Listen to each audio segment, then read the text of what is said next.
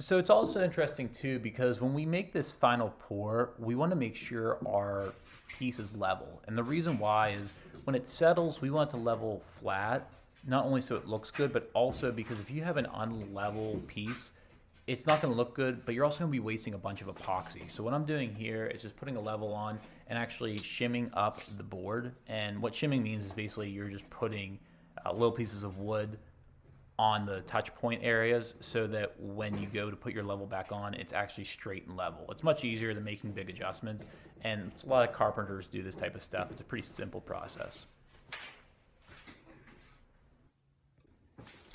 Now, like I said, caulking is a lot cheaper than epoxy. So what I'm doing here is actually putting one more layer on the inside, and this is just going to act as a third barrier just in case any other epoxy leaks out. This will be able to seal everything up so we all have it in one area and we're not going to waste any of this precious epoxy. I know I keep ranting about how expensive this epoxy is, but really it's one of the things where if you just take a little bit of time and a little bit of energy to make sure you're doing this process right, it can save you a lot of headaches later. Your project will look better and you'll save money. So I recommend doing these steps even if they seem a little bit redundant.